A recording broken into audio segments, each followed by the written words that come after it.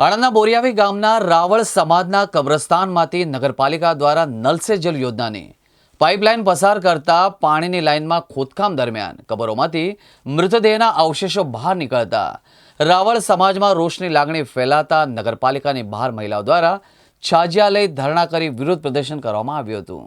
બોરિયાવી ગામમાં રાવળ સમાજનું કબ્રસ્તાન આવેલું છે, જેમાં રાવળ સમાજના મૃતદેહની દફનવિધિ કરવામાં આવે છે।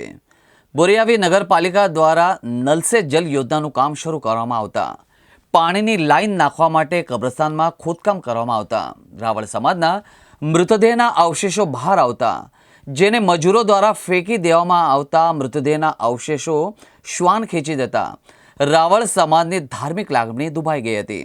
સવારે રાવળ સમાજના લોકોએ મૃતદેહના અવશેષો નનામીમાં મૂકી નગરપાલિકાની બહાર ધરણા કરી સૂત્રોચ્ચારો કર્યા હતા, જ્યારે મહિલાઓએ પાલિકાના છાજિયા લઈ વિરોધ પ્રદર્શન કર્યું હતું।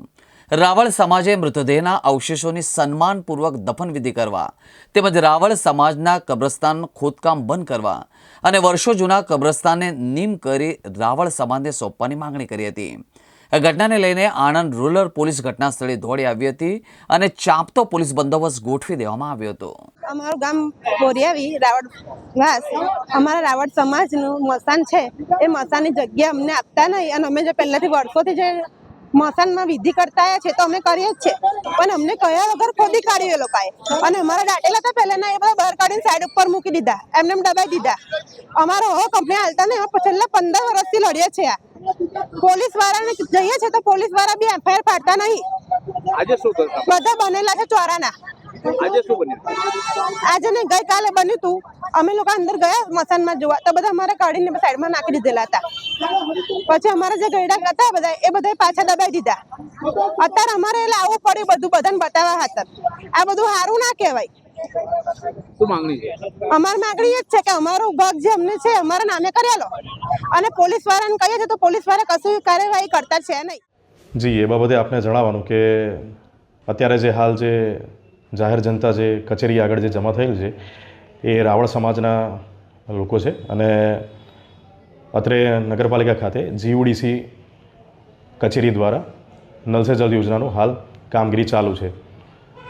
રાવળ સમાજના લોકોની એવી રજૂઆત છે કે કામગીરી જે ચાલુ છે એનાથી સ્મશાન જે કહેવાય એના સ્મશાનની હદની અંદર થોડુંક એમના નુકસાન થયું છે અને જે એ લોકોના જે જૂના જે કબરો જે છે એને નુકસાન થયેલું છે।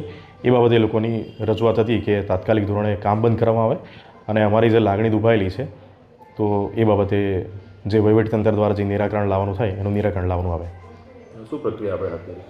આના માટે અમે જીયુડીસીની જે હાલ એજન્સી છે એનો તાત્કાલિક સંપર્ક કર્યો છે। સૌપ્રથમ કામગીરી હાલ બંધ કરાવી દીધી છે અને એ લોકોનું શું કહેવું છે કે ભાઈ આ કામગીરી જે છે એ નકશા આધારિત એ લોકોની છે કે નહીં એ ચકાસવાનું છે। સ્થળ ઉપર જઈને એ બાબતે સ્થળ તપાસ કરી અને જો આ બાબતે કંઈ હશે તો શિક્ષાત્મક પગલાં લેવા કાર્યવાહી હાથ ધરવાની છે।